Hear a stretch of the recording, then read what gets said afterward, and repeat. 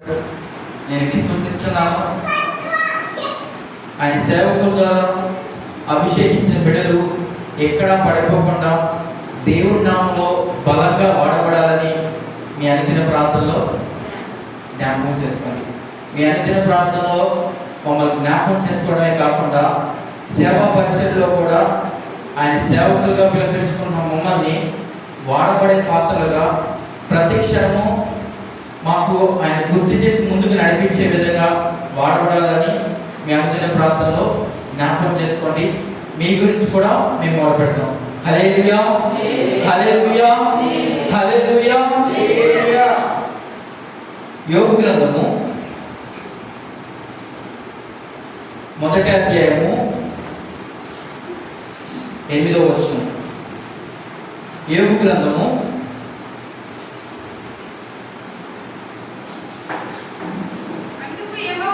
అందుకు యెహోవా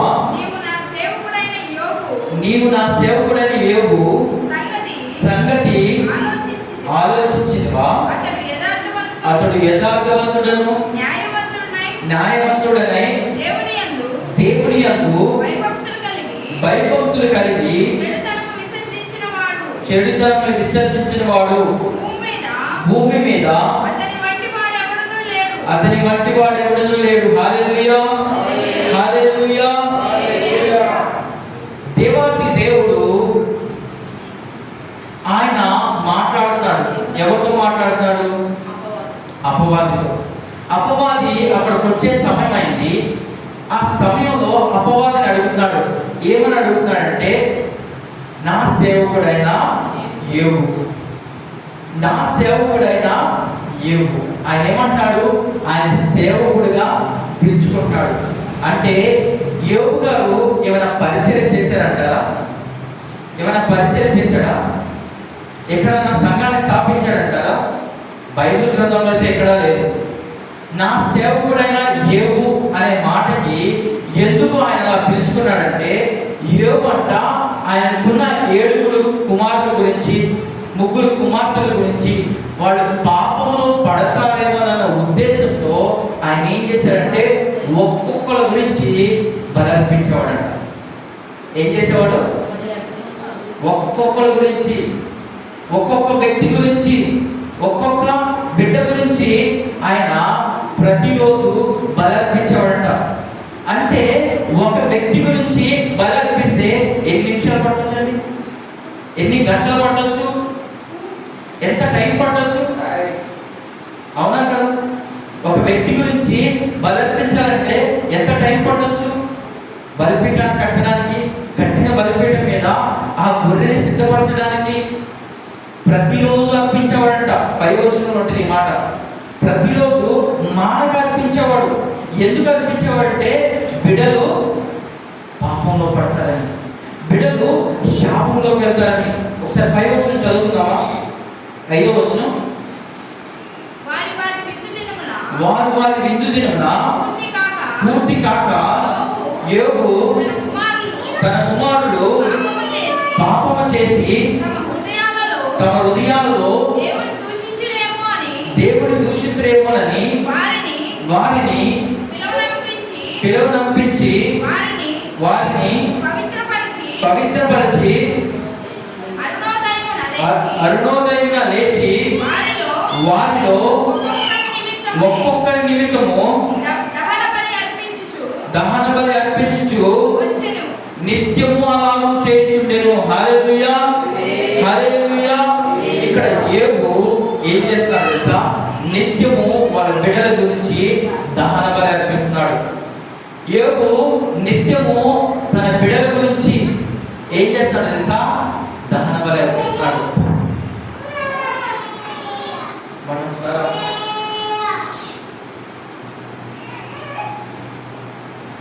యోబు అందుకనే దేవాతి దేవుడు ఆయనే సాక్ష్యం ఇస్తున్నాడు. ఏమని సాక్ష్యం అంటే, నా సేవకుడు, నా సేవకుడు, నా సేవకురాడు. దేవాతి దేవుడు నీ కుటుంబం గురించి నువ్వు బలర్పిస్తే నిన్నేమంటాడు తెలుసా? నా సేవకురాలు. నీ కుమార్తె గురించి, నీ కుమారుడు గురించి నువ్వు బలర్పిస్తే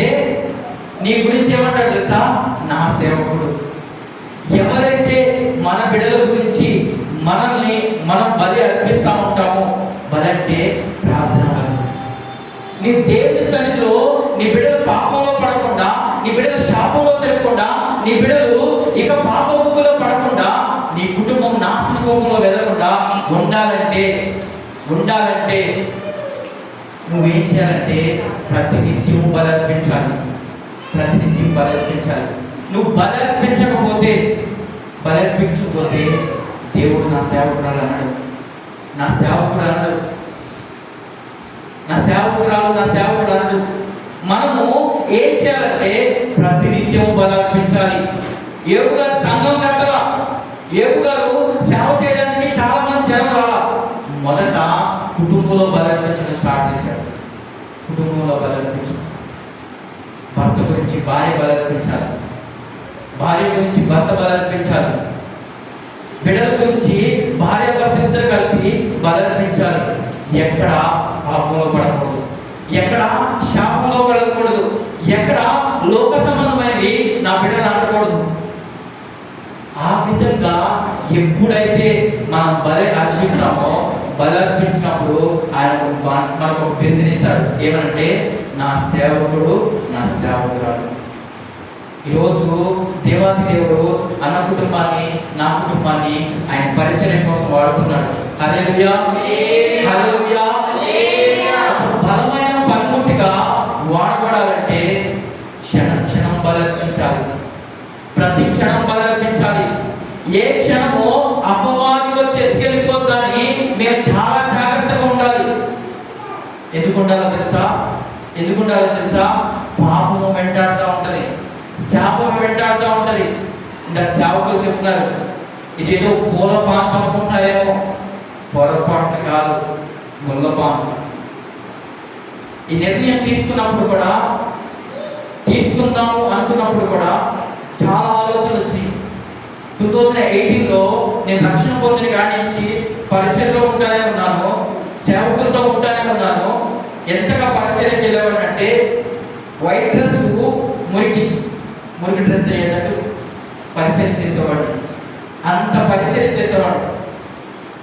పరిచయం చేస్తున్న దేవుడు ఈరోజు ఆయన అభిషేకంలో నడిపిస్తాడు అనేసరికి చాలా ఆలోచనలు, చాలా టెన్షన్లు, కుటుంబపరమైన టెన్షన్లు, కుటుంబపరమైన ఆలోచనలు, శారీరకపరమైన ఆలోచనలు. ఎక్కడ పడిపోతామో, ఏమవుతుందో, ఏం జరిగిందో అన్నప్పుడు ఒక క్షణం ప్రార్థన చేసుకున్నాను. దేవా, ఏంటి ప్రభా, ఏం చేయాలి ప్రభా? ఇది నీ చిత్తమేనా, నీ అనుకూల సంకల్పమేనా, లేదా నా చిత్తం చేస్తున్నానా, నేను ఏం చేస్తున్నాను ప్రభా అని అడిగితే ప్రభు వారు చెప్తున్నారు, యోగు ద్వారా నాతో మాట్లాడారు. హల్లెలూయా, హల్లెలూయా, హల్లెలూయా. ఎలాంటి శ్రమ ఉండగలిగినా, ఎలాంటి బాధ ఉండగలిగినా మన ప్రతినిత్యము ఆయన కోసం బలర్పించేవారు ముందుగాక. ఆమేన్. యేగు ఇక్కడ ఎలా ఉన్నాడంటే యథార్థంగా ఉన్నాడు. ఇక్కడ యేగు ఎలా ఉన్నాడంటే 8వ వచనం ఒకసారి చూస్తున్నట్లయితే, నీవు నా సేవకుడైనా యేగు సంగతి ఆలోచించితివా? యథార్థవంతుడను న్యాయవంతుడైన దేవుని యందు భయభక్తులు కలిగి చెడుతడను విసర్జించిన వాడు భూమి మీద అతని బట్టి వాడు లేడు. హల్లెలూయా. యేగంట యథార్థవంతుడంట, న్యాయవంతుడంట, దేవుని యందు భయభక్తులు కలిగిన వ్యక్తి అంట. ఈ వ్యక్తి గురించి దేవుడే ఎవరికి చెప్తున్నాడు? అపవాదికి చెప్తున్నాడు. ఇంతకాలము లోకంలో నడవచ్చు, ఇంతకాలం శాపంలో నడవచ్చు, ఇంతకాలం ఇంకెక్కడైనా నడవచ్చు. కానీ ఇప్పుడు వచ్చేసరికి మనం యథార్థంగా నడవాలి, మనం న్యాయంగా నడవాలి, మనం దేవుని యందు భయభక్తి కలిగి నడవాలి. మనము ఈ లోకంలో ఉన్నవాడికంటే మనలో ఉన్నవాడు గొప్పవాడని చూపించే విధంగా నడవాలి. హల్లెలూయా, హల్లెలూయా, హల్లెలూయా. యోబులా నడిచాడు. అలా నడవాలంటే కొన్నిసార్లు శ్రమ వస్తాయి, కొన్నిసార్లు వేదనకరమైన పరిస్థితులు వస్తాయి, కొన్నిసార్లు మనం అప్పగించబడతాం. కొన్నిసార్లు విడవబడతాం, కొన్నిసార్లు నలగొట్టబడతాం. దానికన్నిటికీ సిద్ధంగా ఉండి రావాలి. మా నాన్నగారు పరిచయం చేస్తూ ఉన్నప్పుడు నాకు అనిపించేది, ఏంటి ఇట్లా పరిచయం చేస్తూ ఉన్నారు, మా నాన్నగారు ఇద్దరు కన్నీటితో ప్రార్థన చేస్తూ ఉండేవారు. నేను అప్పుడు లోకంలో ఉండేవాడిని, వీళ్ళు ఎందుకు ఇట్లా చేస్తున్నారు, వీళ్ళు ఎందుకు కన్నీటితో ప్రార్థన చేస్తున్నారు, కన్నీటితో ఇంతగా అట్లా ఏడుస్తున్నారు ఎందుకు, ఎవరో చచ్చిపోయినలాగా. మా ఊళ్ళో మా ఇంటి పక్కన ఉన్నవాళ్ళు కూడా చాలాసార్లు అన్నారు, వాళ్ళ ఇంట్లో ఎవరో చచ్చిపోయినలాగా ఎందుకు అట్లా ఏడుస్తూ ఉంటారు వాళ్ళు, ఏంటి వాళ్ళకి ఏమొచ్చింది అట్లా చేస్తున్నారు అని అంటే మాకు అర్థమయ్యేది కాదు. మా కోసం బలి అర్పించేవాడు. ఒకరోజు నేను రక్షణ తీసుకుంటున్నప్పుడు మా నాన్న అన్నాడు, నాగటి మీద చేపెట్టినవాడు వెనక్కి తిరుగుకోడు. నువ్వు రక్షణ తీసుకున్నావు అంటే క్రీస్తునే నువ్వు క్రైస్తవుడు అని పిలిపించుకున్నావు, క్రీస్తునే నువ్వు ధరించుకున్నావు. నువ్వు రక్షణ తీసుకున్నావు అంటే రక్షకుడిని, లోకరక్షకుడిని నువ్వు స్వరక్షకుడిగా అంగీకరించినప్పుడే క్రీస్తునే ధరించుకున్నావు. నువ్వు క్రీస్తునే ధరించుకున్నప్పుడు క్రీస్తుని ఒక మాదిరికరంగా చూపించాలి. హల్లెలూయా, హల్లెలూయా. ఇక్కడ సేవకులు సేవా పరిచర్య వేరు, రక్షణ వేరు. రక్షణ ఒక వ్యక్తిని లోకస్తుల్లో నుంచి క్రైస్తవుగా క్రీస్తులోకి మార్చబడుతుంది. సేవకుడు భిన్నం, ఇంకా భిన్నం. ఒక ఉద్యోగం చేస్తున్న వ్యక్తి ఆ ఉద్యోగం చేస్తున్న కంపెనీ కోసం, కంపెనీ చెప్పే ఏదైతే కట్టడలు ఉన్నాయో, ఏదైతే నియమాలు ఉన్నాయో, ఏదైతే ఆజ్ఞలు ఉన్నాయో ఆ ఆజ్ఞల ప్రకారం 1 to 1 నడవాలి. నడవకపోతే ఆ కంపెనీ యజమాని ఊరుకుంటాడా? కంపెనీలో ఉన్నాం. ఇప్పుడు నేను ఉన్నది కంపెనీలో జాబ్ చేస్తాం. ఆ యజమాని ఏదైతే కట్టడం పెట్టాడో ఆ కట్టడం ప్రకారం నేను నడవాలి. క్రీస్తు పోలికలో, క్రీస్తు రూపంలో మార్చబడిన మనం ఎలా ఉండాలంటే ప్రతినిత్యము బలి అర్పించాలి. ఎవరి గురించి అంటే మన బిడ్డల గురించి, మన కుమారుల గురించి, మన కుమార్తెల గురించి, భార్య గురించి, భార్య భర్త గురించి బలర్పించాలి. మనం బలర్పించకపోతే ఏముందో తెలుసా? అపవాది మన కుటుంబాన్ని మీద ఏర్పాటు చేస్తుంది. అపవాది ఏర్పాటు చేయడమే కాదు, లోకస్తులు కూడా మన కుటుంబం మీద పడాలని చూస్తారు. లోకస్తులు కూడా మన కుటుంబాన్ని నాశనం చేయాలని చూస్తారు. నాశనం చేయాలని చూడరా? ఖచ్చితంగా చూస్తారు. ఏ ఉద్దేశం అవసరంలా, ఏ ఆలోచన అవసరంలా. ఎందుకు అవసరం లేదంటే ఏదో బలమైన గొడవ అవసరంలా. చిన్న వాటికే ఎస్తేరు జీవితంలో, మొర్దెకై జీవితంలో మనం అది చూసుకుంటే చిన్నదే. హామాను అట్లా వెళ్తా ఉన్నాడంట, రాజ్యనగరంలోకి వెళ్తా ఉన్నాడు. ఏమని పెట్టలేదు తెలుసా? నమస్తే సార్ అని పెట్టా. ఏమని పెట్టా? నమస్తే సార్. మేము తలవంచాల్సింది దేవాతి దేవుడికి, మేము మొక్కాల్సింది దేవాతి దేవుడికి, భయభక్తులు కలిగి జీవించాల్సింది దేవాతి దేవుడికి. ఆ దేవాతి దేవుడికి తప్ప మేము ఎవరికి తలవంచమో, ఎవరికి మొక్కమో అని మొర్దెకై నిర్ణయం తీసుకున్నాడు. ఆ నిర్ణయం తీసుకున్న మొర్దెకై జీవితంలో ఏం జరిగిందో తెలుసా? ఒక నమస్తే పెట్టలేదని ఒక వ్యక్తి అతని కోసం ఉడిపోయి రెడీ చేశాడు. అతన్ని నాశనం చేయడమే కాదు, తన జాతిని నాశనం చేయాలనుకున్నాడు. అవునా కదా? ఎంత బలమైందండి! ఒక నమస్తేకి ఇంత నిర్ణయాలు తీసుకోవాలా? కుటుంబాలు పచ్చగా ఉంటే నచ్చదు. కుటుంబాలు పచ్చగా ఉందనుకో కొంతమందికి నచ్చదు. అందరు కష్టపడతారు, అందరు పనిచేస్తూ ఉన్నారంటే ఖాళీగా కూర్చున్నవాడు ఏంటంటే ఆ కుటుంబంలో ఏది పెడదామా, ఏది చేద్దామా అనే దాని మీద పన్నాగం పన్నే వాళ్ళు కూడా ఉంటారు. కాబట్టి మనం ఏం చేయాలంటే మనం గ్రహించాలి.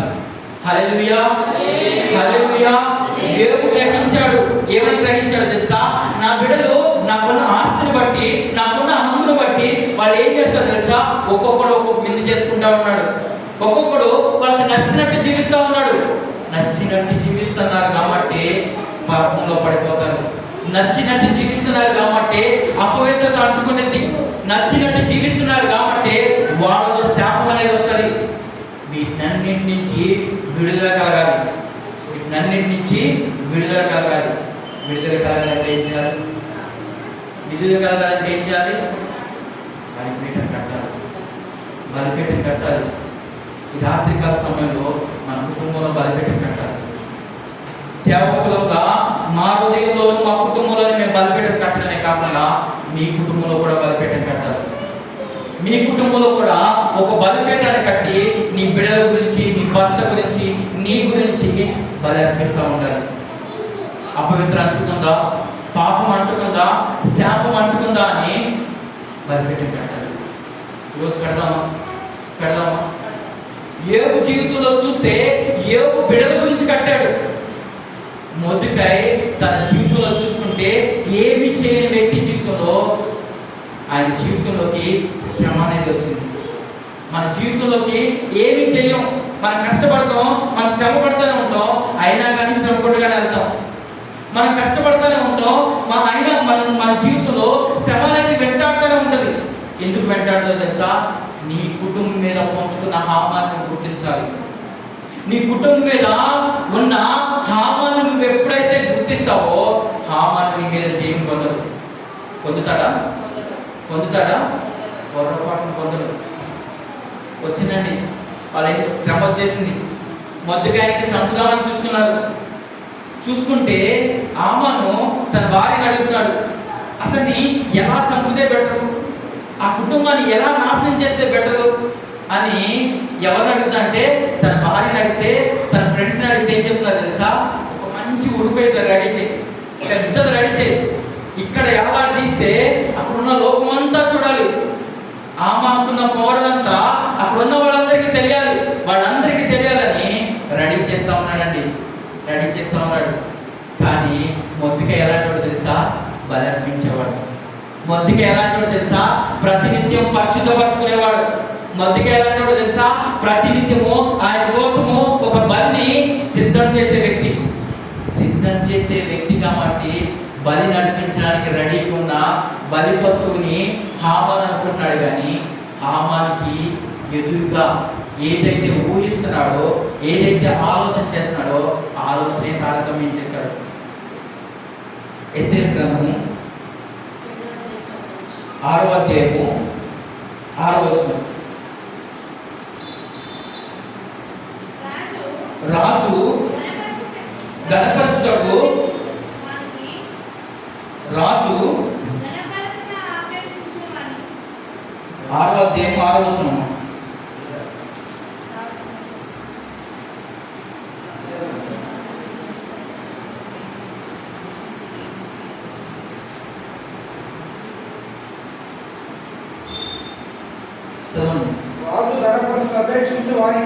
రాజు గణపరచిన అపేక్షించు వానికి ఏమి చేయవాలని రాజు అతన్ని అడగగా హామాను నన్ను కాక ఇంకెవరిని నపేక్షించినని హల్లెలూయా. ఇక్కడ రాజునంట ఆయన రాజుని కాపాడాడు. హామాను రాజుని కాపాడాడు. మొర్దెకై రాజుని ఎప్పుడైతే కాపాడాడో రాజు యొక్క ఉద్దేశాలు ఎలా ఉన్నాయంటే ఆయన్ని ఏదైతే రాజుని గణపరిచాడో ఆ వ్యక్తిని గణపరచాలంటే ఏం చేయాలనుకుంటే ఇక్కడ హామాను అనుకుంటున్నాడు, నన్ను కాక ఎవరిని చేస్తాడు? హామాను ఏమనుకుంటున్నాడు? నన్ను కాక ఇక్కడ ఉందా లేదా? 6వ వచనంలో రాజు గణపరిచిన నపేక్షించిన వానికి ఏమి చేయవాలని రాజు అతన్ని అడగగా హామాను నన్ను కాక మరి ఎవరిని రాజు గణపరిచిన అపేక్షించనని తనలో తాను అనుకున్నాడంట. మనకున్న శత్రువే కానీ మనకున్న ఏదైతే భయాలు ఉన్నాయో అవి అనుకునేట వీడిని జయించేస్తున్నా కదా, వీడిని నాశనం చేసేస్తున్నా కదా, వీడిని ఊపిలో దించేస్తున్నా కదా, వీడి అయిపోతుంది కదా అనుకోవచ్చు, మనసులో అనుకోవచ్చు, ఊహించుకోవచ్చు, ఏదైనా చేసుకోవచ్చు. కానీ అక్కడ మనసులో ఊహించుకున్న దానికంట రివర్స్గా జరిగింది. ఎందుకో తెలుసా? నీకు ఒక ఉంగరాన్ని ఇచ్చాడు దేవుడు. నీ కోసం రాజు ఉంగరాన్ని ఒకటి రెడీ చేశాడు. నీకు అధికారం కలిగిన ఉంగరాన్ని ఒకటి రెడీ చేశాడు. నువ్వు యేసు నామములో సూర్యుడు అక్కడ ఆగు, చంద్రుడా ఇక్కడ ఆగు అని అంటే ఆగుతారు. అలాంటి బలం ఉంది నీలో. ఆ బలాన్ని నువ్వు గుర్తించాలి. గుర్తించాడా లేదా యెహోషువ? గుర్తించాడా? ప్రార్థన చేసుకొని నేను అప్పుడు పరిశుద్ధాత్మ పొందుకున్న తర్వాత చేస్తానన్నాడా? అధికార నామంలో వెళ్ళాడు. యేసుక్రీస్తు అధికార నామంలో వెళ్ళాడు. యేసుక్రీస్తు అధికార నామంలో ఎప్పుడైతే వెళ్ళాడో సూర్యచంద్ర నక్షత్రం మాట్లాడాడు. అధికార నామం మనం పొందుకోవాలి. అన్ని నామం కంటే పై నామాన్ని పొందుకోవాలి. ఈరోజు మొద్దుకాయ పొందుకున్నాడు కాబట్టి హామాన్ అనుకుంటున్నాడు రాజు నన్ను కనిపరుస్తాడు అనుకున్నాడు. రివర్స్ అయిపోయింది. ఏం రివర్స్ అయిపోయిందో తెలుసా? హామాన్ బదులుగా మొద్దుకాయ అంటున్నాడు. మొద్దుకాయ ఏమో తనని చంపాలని హామాన్ ప్రయత్నం చేస్తా ఉన్నాడు. అతను నాశనం చేయాలని చూస్తూ ఉన్నాడు. కానీ ఇక్కడ మొద్దుకాయ మాత్రం సైలెంట్గా ఆయన దేవుడి వైపే చూస్తున్నాడు. హామాన్ మాత్రం మనసులో ఊహించుకుంటాడు, నన్నే కనపరుస్తాడు కదా, నాకే చేస్తాడు కదా, నాకే ఆశీర్వాదాలు వస్తాయి కదా, నేనే వీళ్ళకన్నా గొప్పగా ఉన్నాను కదా. మనం లోక సంబంధమైనవి ఎక్కువ వెతకమండి. క్రైస్తవంగా వచ్చిన తర్వాత లోక సంబంధమైన వెతకం, శారీరక సంబంధమైన వెతకం. ఎందుకో తెలుసా? క్రీస్తులో మనం వెతుకుతా ఉన్నప్పుడు ఇవన్నీ ఇక్కడ మాత్రం వదిలిపెట్టేస్తాం. ఎందుకంటే మన జీవితం 70 సంవత్సరాలు, అధిక బలం ఉంటే 80 సంవత్సరాలు. ఈ 80 సంవత్సరాలు ఎంత ఆయాసంతో ఉంటుంది. ఈ జీవితం గడిచి వెళ్ళిపోయిన తర్వాత మనకొక జీవితం ఉంది, అవునా కదా? ఆ జీవితంలో మహిమగల సింహాసనం వద్ద మనం వెళ్ళినప్పుడు దేవుడు మనల్ని అడుగుతాడు, ఏం చేసావు నాకు అడిగినప్పుడు? ఏం చేసావు నా కోసం? నువ్వేం చేసావు? నిందలు అవమానించబడ్డాను, నిందలు పడ్డాను, శ్రమ పడ్డాను, నేను చాలా అపజయాలు పాలయ్యాను ప్రభా. నీ నామలో కొన్నిసార్లు వెళ్ళినప్పుడు నాకు ఎన్నో అపజయాలు వచ్చినాయి ప్రభా. నీకు జయాలు అవ్వడం కోసమే యేసుక్రీస్తు ప్రభు ఈ లోకంలోకి వచ్చాడండి. హల్లెలూయా, హల్లెలూయా, హల్లెలూయా. ఇక్కడ యోబు బలర్పిస్తున్నాడు కాబట్టి యోబు సంగతి దేవుడు ఆలోచిస్తున్నాడు. శ్రమ కొండగా వెళ్ళిన దేవుని చిత్తమే నీ జీవితంలో జరుగుతుంది. దేవుడి ఉద్దేశాలే, దేవుడి అనుమతులే నా జీవితంలో గుండా వెళ్తున్నాయి అని నువ్వు ఎప్పుడైతే నిర్ణయం తీసుకుంటావో, ఎప్పుడైతే దానికి కట్టుబడి గుండా వెళ్తావో, ఆ శ్రమని, ఆ హింసని నువ్వు గ్రహించే వారు ఉండాలి. ఉన్నాడా లేదా? ఉండాలా లేదా? ఎలా ఉన్నాడు? నా బిడ్డలు చేసుకుంటారు అనుకున్నాడా? గ్రహించాడు. పిన్ టు పిన్ గ్రహించాడు. దేవుడు వాక్యం చెప్తుంది. ఏమని చెప్తుందో తెలుసా? ఎవరికైనా జ్ఞానం పొందుకుంటే అన్నాడో లేదా? మనకి మన కుటుంబంలో ఉన్న శ్రమ గురించి, పరిస్థితి గురించి, ఆర్థిక సమస్య గురించి మనకు అర్థం కావట్లేదు అనుకో, దేవుడిని అడగండి. ఆయన ఏం చేస్తాడు తెలుసా? రోమపత్రిక 8:20 అంటాడు. ఏమంటాడు తెలుసా? ఉచ్చరింపు శక్తి కాని మూలుగులతో తానే మన పక్షంలో విజ్ఞాపన చేస్తూ ఉంటాడంట. ఏం చేస్తాడు? తానే మన పక్షంలో విజ్ఞాపన చేస్తూ ఉంటాడు. ఇది వరకు బలి అర్పించేవారేమో, ఇప్పుడు పరిశుద్ధాత్మ మనలో ఉండి మన కోసం నిత్యము తానే బలి అర్పిస్తూ ఉంటాడు. హల్లెలూయా, హల్లెలూయా, హల్లెలూయా. లోకంలో ఒక నానుడు ఉంది. ఏముంది? శ్రమని ఆయుధం అయితే విజయము. మనం శ్రమ గుండా వెళ్ళినా, ఈ ముళ్ళ పాంపుల గుండా మేము వెళ్ళినా విజయము మా బానిసవలు కాక, విజయము మా బానిసవలు కాక. ఇక్కడ యోబుని ఆయన పిలుచుకోవడానికి పిలిపేంటారు తెలుసా? ఆయన యథార్థంగా జీవించాడు, ఆయన న్యాయవంతునిగా జీవించాడు, ఆయన పరిశుద్ధంగా జీవించాడు. బైబిల్ గ్రంథంలో చాలా మంది చూసుకుంటే, చాలా మంది శ్రమ గుండగా వెళ్ళినా, వేదనగా పరిస్థితులు గుండా వెళ్ళినా ఆయన అనుమతి లేకుండా లేవు. ఆయన అనుమతి రప్పించాడు. సాతాన్ని యోబు దగ్గరికి రప్పించాడు. ఎందుకో తెలుసా? రెట్టింపు ఆశీర్వాదం ఇవ్వాలని. మొద్దుకాయి ఒక నమస్తే పెట్టలేదన్న ఉద్దేశంతో తన జీవితాన్ని నాశనం చేయాలని హామాన్ అనుకుంటే, తీసుకొని మొద్దుకాయ నిలబెట్టాలనుకున్నాడు. అనుకున్నాడా లేదా? నిలబెట్టాడా లేదా? ఏదైతే రాజ్య ఉంగరాన్ని తీసుకొని ఆ రాజ్య ఉంగరాన్ని నాశనం చేశాడో, అధికారాన్ని నాశనం చేశాడో, ఆ అధికారం అక్కడి నుంచి లాక్కబడి మొద్దుకాయ వచ్చింది. అధికారాన్ని సద్వినియోగం చేసుకుంటాడని. ఈరోజు ఆయన అధికారాన్ని మనం పొందుకోవాలంటే మొదట మనం కనిపెట్టేవాళ్ళం ఉండాలి.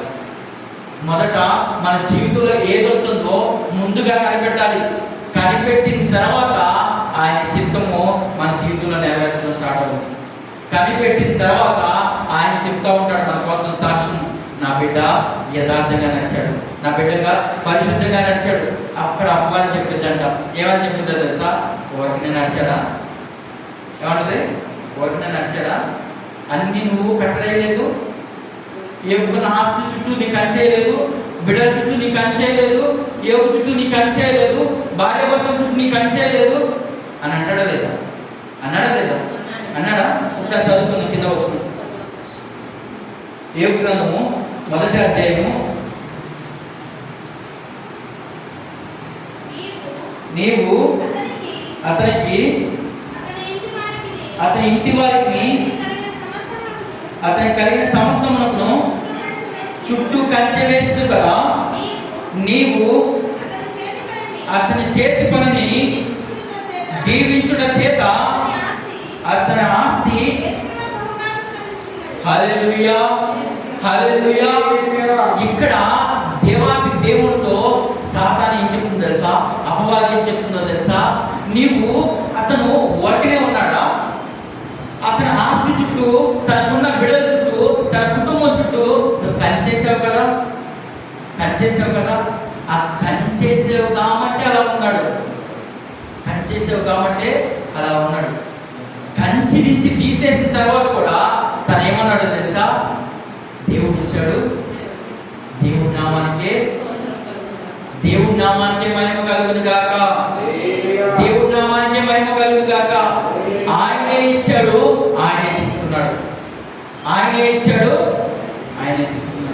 ఈరోజు దేవుని చిత్తము మన జీవితంలో నెరవేర్చబడాలంటే మన జీవితంలో కూడా ఈ మాట రావాలి. ఆయన నామానికి మహిమ కలుగును గాక. ఆయన నామానికి మహిమ కలుగును గాక. ఆయన నామానికి మహిమ కలుగును గాక. ఆయన నామానికి మహిమ కలుగుగా నేను జీవితును గాక అని ఎప్పుడైతే మనం ఒక తీర్మానం పొందామో ఆ తీర్మానాన్ని దేవుడు గమనిస్తూ ఉంటాడు. మన గురించి సాక్ష్యం ఇస్తాడు. మన గురించి సాక్ష్యం ఇచ్చి ఏమిస్తాడో తెలుసా? యోగుని చూసావా?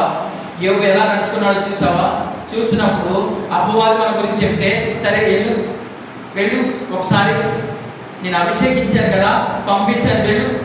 ఏం చేస్తావు? వచ్చి ఏం చేసినా ఆయన నామానికి మహిమకరంగా జరుగును గాక.